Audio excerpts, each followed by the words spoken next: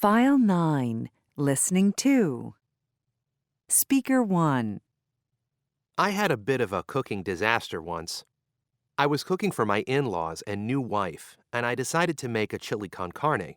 And I'd made this meal plenty of times before, but I'd always used canned red kidney beans. And this one particular time, I thought I'd use, normal kidney beans that you have to soak or whatever. So I soaked them overnight, and that was all fine. But what I didn't realize was you also had to cook them before they went in the chili. I thought soaking them was enough. So I made the chili, put in the meat, the kidney beans, stirred it all around for about 5 minutes, thought I'd made a great meal, served it up, and of course the red kidney beans were rock hard and nobody could eat them. So a few people were trying to be polite and trying to crunch them up, but that's not very healthy. So they took them out. So basically we had chili without the meat, with the meat, but without the beans. Speaker 2. I've only ever had one cooking disaster. Honestly, calamari. I wanted to deep fry the calamari, and everybody was very hungry, and I hadn't made a batter.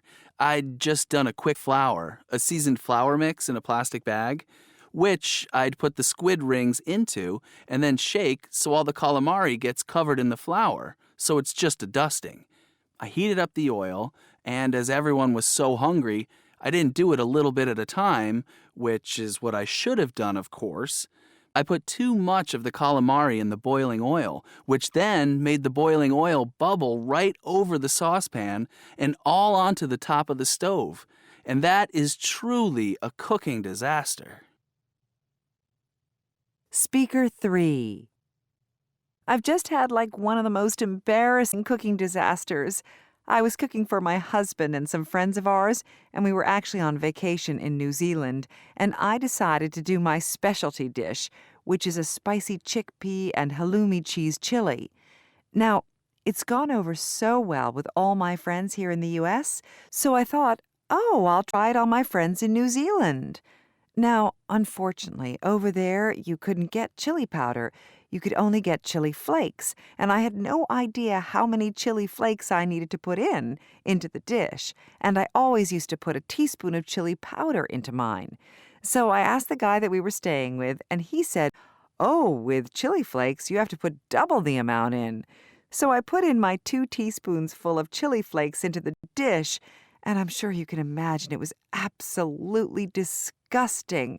It was completely inedible, literally blew your head off when you were trying to even smell it, let alone take a taste of it. So, yeah, I have to say that is my worst cooking disaster. Speaker 4. This is something that happened when I took my daughter to visit my mother-in-law, and my mother-in-law was taking care of her for the day. I dropped her off and said, "Oh, look, here are some chicken drumsticks. This is what she likes for lunch," and left to go to work. I came back just after lunch, and the children were still eating their meal, and my daughter looked up at me and said, "Mommy, my chicken is really chewy. It tastes good, but it's really chewy." And I said, well, that should be all right. And I looked more closely only to see that my daughter was eating a raw chicken drumstick. My mother-in-law had thought that the chicken drumsticks were already cooked, and they weren't. So I immediately told my daughter to stop eating the chicken, put it down, and we waited to see if she would get sick or not. Luckily, she didn't. Speaker 5. Cooking disaster? Yes, well, I've had a few. But the one that sticks out in my memory is when I was cooking a couple of sirloin steaks, and to save some time, I'd already heated up the oil. It was olive oil, actually, in a frying pan. But to save some time, I decided to sort of throw them flamboyantly across the kitchen and into the frying pan, because I thought that looked very chef-like.